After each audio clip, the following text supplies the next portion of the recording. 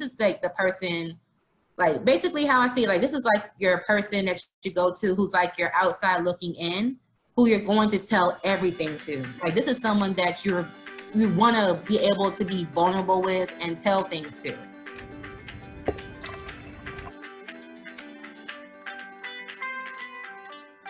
What's up, y'all? Welcome to another episode or another video of Tea Time with Letitia. And today I'm going to show you the package first because I actually need to read it. I'm drinking Tulsi Turmeric Ginger Tea. That's a lot. But I actually learned some stuff from this, in that Tulsi is in India, and it's the queen of herbs, and it is actually holy basil, which I didn't even know was a thing, but it is an aptogenic herb. That's fancy. I have to look that up. But it's known to aid in stress relief and uplift mood, support the immune system, support the natural detoxification process, and other things. So if you get a chance to try it, go for it. And in today's video, I have Dr. Tori Thomas, and she's going to introduce herself and tell us about her tea and what she got her degree in. All right, hey everyone. Letitia, thank you for having me. So I am Tori. You can just call me Tori. So the tea that I'm drinking is Earl Grey Black Tea by Twinings, if that matters to you. So I just found out that this tea that I usually like to drink on a daily basis, it can help with stress. It can aid in the digestive system. It can also help fight colds and also builds immunity, which is very important today, considering that we are in this pandemic. So yeah, if you need a tea to help with immunity, I would definitely recommend get some black Earl Grey tea, mix it with some honey, you're good to go. Yes. So I got my PhD, well, my master's and my PhD at Penn State University. We are. And so I got it in both sociology and demography, so it's a dual degree. My dissertation focused on high school racial segregation and how it may impact the long-term educational goals of students of different racial ethnic backgrounds. So for instance, I looked at post-secondary enrollment. I looked at what's called unrealized aspirations. So basically, they're in high school and they're asked, on a scale of 1 to 5, how bad do you want a degree? And then I try to see, did they later do it as an adult? And did high school racial segregation have anything to do with that? I was wondering, what are your thoughts on mental health in graduate school? Mental health is very important when it comes to grad school. Honestly, I didn't realize how important it was until I was in grad school. Yeah, because the thing is, when you're in grad school, you're there for a goal. Like you're there to leave with your master's and or your PhD. And the thing is, like, you really have to be dedicated. You really have to be focused, and you have to be all mentally and emotionally there. It's not just about the physicality of being able to read a lot or being able to write a lot. Like you mentally and emotionally have to be in tune in order to go through with it. And honestly, this is when I say that I'm kind of thankful for grad school in that way, because I feel like it forced me to have to learn how to address my issues and to learn how to address those issues in a more healthy way. Because I feel like if I hadn't gone to grad school, I would have just kept doing what I was doing, how I was doing it, and it was not healthy and it was not doing any type of justice or benefit to me. So that was just something that I had to address. I had no choice but to address at the grad school, and that's one thing I will honestly say I'm grateful for. Yeah, you know what? I can definitely agree with that too. And my first year of grad school was like, you're new, so you're just trying to like pretend like you have it all together because everyone else seems like they have it all together. Exactly. And yeah, and on the inside, like I think that I really hit a wall, and I was like, I don't have it as together as what I thought. But I still was seeing everyone else around me having it together. So in my mind, I'm like, okay, well, let me just keep on having it together. And it got to my second year where then I was like, oh, we got to handle some stuff. Yeah. I think that's kind of what happened with me too, because I think another thing with me too is that like when I first came to Penn State, a lot of the new friends that I met were like in their third, fourth year. So they were like already seasoned. And so because of how they were able to carry themselves and everything, I felt like I had to do the same thing. And yeah, I would definitely say the first year just in general is just a doozy. But getting back to mental health, Mm-hmm. what was your experience in grad school with mental health, and how did resources help or hinder, you navigating, coming to like really understand and see the importance of mental health? Um, where do I go with this one? Okay, so yeah, I would definitely say like mental health impacted my grad school journey greatly. Well, I feel like a lot of it came down to me finding the right therapist. Because the first two therapists, they were not, it wasn't, I really wasn't really being productive with them.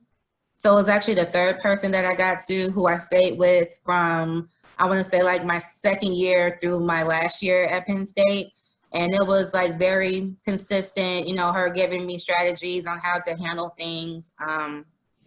Because yeah, like a lot of things that I had a lot of trouble dealing with before grad school, it was right in front of me in grad school. Like for example, and I never really took criticism too well from most people. And so hearing it from her and me being a perfectionist, that was like a shitstorm waiting to happen, right? And so it got to the point where it was like every time I would see her, like I was like so nervous because I was like, oh my God, what is she gonna say? What is she gonna say? Because you want it to be good, right? Like you want to obviously you want to impress this person because yeah. So I feel like after I kind of like talked to her with under the advice of my therapist at the time, like I felt like, we were able to, I was able to be open with her about like, my anxiety and my depression. And yeah, for the most part, I would say she was pretty open about it because a lot of time, um, I feel like in academia, like it's like a very toxic culture where it's like you're supposed to be like this productive person no matter what. It don't matter if your man left you. It don't matter if somebody died. It don't matter if there's a pandemic going on. You know what I'm saying? Like you got to do work. Like you got to be productive. And it's like, yo, I'm human. Mm-hmm. Like I am not Superwoman. I am sorry to disappoint you, but I am human just like the rest of you. And there are times when I can't be productive. But end of the day, like from one of my friends, she's a grad student as well, getting ready to get out. And she told me, like, honestly, when it comes to your grad school journey, do it in a way that is best for your mental health. And honestly, Mm-hmm. I remembered that and I just stuck to it. So to me, like I just because at one point I was staying up all night. I I was doing a lot, but then but now it's like to the point where, well, if I'm not in it, I'm just not in it. Or sometimes you gotta fake it till you make it. So yeah, another resource I had that was really good was the I have a counseling. question before you get into the next resource. Oh, yeah, you good. So you two things that you said that brought like came, I don't know, caused this question. But the first question is, how long did you give the first two therapists like a trial run before you Hmm. decided that they weren't a Um, good fit for you? so the first one, I want to say it was a few months. And what happened with her was crazy actually, because she was part of like a whole, what you call a whole practice. And they just called me one day and they said she was no longer there for whatever reason. And I was like, oh, okay. So then I moved on to the second one who was also part of that same practice. And I was there for maybe a couple of months or so. But then what happened was I went through a really tough time. And she really wasn't as supportive. It was like more so she was trying to, instead of like actually trying to help me, it was more like she was trying to get rid of me because she wanted me to go to a hospital. You know what I'm saying? And it was like really drastic. She was being kind of drastic, and it wasn't like she was trying to actually help me. It was like she just wanted me to be someone else's problem. And honestly, I didn't go back after that. And so I also have a psychiatrist. What's the difference between a therapist and a psychiatrist? A psychiatrist gives you medicine. Oh, okay. Therapist is more like a counselor type situation. So yeah, I do take medication for anxiety and depression. And so it was actually funny because my psychiatrist, she actually recommended my third therapist, the one that I ended up sticking with. Cause you know, she was really nice. I loved her. And then, you know, after a few sessions, like it was kind of nice because I mean, it was actually funny because I didn't find out until like maybe a couple years later that she was actually in grad school at Penn State with one of my other friends in the same program. So, you know, we kind of like were similar in age, you know, I felt like we kind of had more in common. And although she was a white woman, because that's another thing about, you know, especially like if you live in a place where there's not a lot of POC therapists, you know, you're pretty much going to end up, you know, likely dealing with a white therapist. And honestly, like for me to be a Black woman and I had a white female therapist, I honestly felt like I had the base case scenario because the first time I walked into her office, I saw all these books about like women of color. She had a bell hooks book, like all these different books about different types of racial identities and gender identities. So that made me feel comfortable in itself because it let me know let me know like she was very open and that she was aware and she was culturally competent, you know. So that was something that made me feel comfortable with her because I know I had a close friend of mine and she had a white female therapist too. And there were times when she had to, you know, kind of tell her therapist about why something she said may not have been appropriate. And I never had to do that with mine. So yeah, I feel like I pretty much lucked out. That's actually really good. Yeah.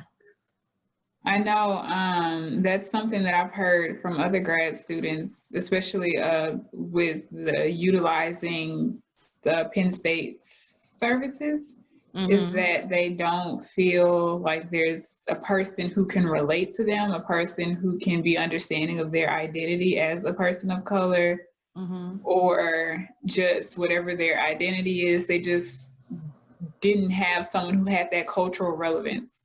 Yeah. Yeah. Oh no, it's very important. And even if you have to deal with someone who may be different from you, at least let them be culturally competent. Because I mean, I feel like that's the bare minimum, especially if you're in a place like State College where there's not a lot of POC therapists or psychiatrists to begin with. You know what I'm saying? Like, you know, because at the end of the day, I still need a therapist, right? You know, so I'm just grateful that it worked out for myself because like I said, like I never had to do any of that stuff with my therapist, which was nice. Yeah, definitely. If you would have been in that type of situation where you had to explain to your therapist that something that they said was inappropriate, would you have stuck with them? Like, would that have been like a red flag for you to? I feel like it would come down to how they would receive it. Like if they received it in a positive way and they were just like, oh, I'm sorry, I apologize. Thank you for telling me about this. I'll keep this in mind for the future. You know, if they received it in that way, then yeah, I could give you a chance. I'll give you another chance. But if you are going to be hostile about it or be passive aggressive or, you know, anything like that, then I'll probably like, yeah, no, I don't think I can do this. Because I mean, at the end of the day, like when you have a therapist, this is like the person, like basically how I see it, like this is like your person that you go to who's like your outside looking in, who you're going to tell everything to. Like this is someone that you want to be able to be vulnerable with and tell things to. You know what I'm saying? So if you feel like you have to filter yourself with this person you're supposed to be vulnerable to, who you're supposed to like, you know, be able to be, you know, be yourself around and you feel like you have to filter yourself, then it defeats the whole purpose of therapy, to be honest with you. Oh yeah, yeah, that makes sense. Yeah. Because we are in the Black community, and the Black community is known to be a bit not as receptive to therapy. Did you have any concerns with your family? Like, were you open and freely telling this to your family, or they were supportive? Yeah. My family, how do I say this? They're supportive. They're definitely have been supportive when it comes to like my mental health. What has helped you? Like right now? Just throughout grad school now, what has helped you cope with the changes and the anxiety and the depression? Oh man. Let's see. Well, therapy definitely helped a lot. Therapy, and honestly, just having a support system of friends that I could vent to, who I could call, including you. Honestly, it just had, because another thing I'll say about grad school is that the fact that we all decided to come to State College as people of color to pursue our grad degrees, I feel like, that in itself kind of, planted roots for us to kind of naturally bond with each other. And so you're naturally around at least halfway decent people, and I felt like I made a lot of good friends, and honestly, like I feel like a lot of us were going through the same stuff. Definitely have a support system, have a therapist, and if you need to, look into a psychiatrist, because honestly, there's nothing wrong with taking pills. Like nothing at all. Like, I mean, I know there are some people who are like against pills, or they may have like their conspiracy theories about it. But like, honestly, I feel like if this pill is going to be the difference between me not having a panic attack and me being somewhat productive and maybe I'll take a shower today, then yeah, I'm going to do it, Yeah. Like, when it comes to your mental health, like you just have to do what you have to. Yeah. And I'm also thinking about one other little aspect of your life that you have not mentioned. Yeah, I forgot. I'm sorry, sweetie. But yeah, she's definitely helped me. So I actually got her my 4th year in grad school because a lot of my friends had graduated and moved away. So a good chunk of my support system was gone. And I knew I was going to be studying for my comprehensive exams. And I was like, okay, I'm going to need company. And I always wanted a dog, like my whole life. But me and my mom lived in an apartment for most of my childhood, so we never could get one. And then adolescence, we had a dog, but it was an outside dog because Southern parents don't believe in dogs being being inside. So then I finally got her, Lola, my baby girl, and it's been amazing. I love her so much. Honestly, it's like she'll help me in ways, and I don't think she would even realize it, because I know, like, for instance, when I was writing my dissertation and I was like doing my late nights or my mornings after whatever I was doing, I'll just look over and there she was, just laying right there. Or even like just now, like when I was working this morning on the patio, like she found me outside and she just, came and greeted me, and then she just laid down and she didn't leave until, I left, so she's just a really good companion to have, and I just love her oh so much. My little snip. Oh, Lola is just so precious. Thank you so much for sharing all of this valuable information and being a huge example of the importance of mental health and what it can do for you when you actually cater to your mental health. Yeah. And pay attention to your emotions and how you're feeling, and really just help you develop as a person throughout graduate school and throughout life. Yeah. So yes, thank you to Tori for being our guest on today's video, and our extra guest feature, Lola. Thanks for having us. Tea Time with Letitia is a segment of Gratified Grad where we discuss topics affecting graduate students. For more information on how you can graduate with gratification, click the link which can be found in the description box. Thanks for listening.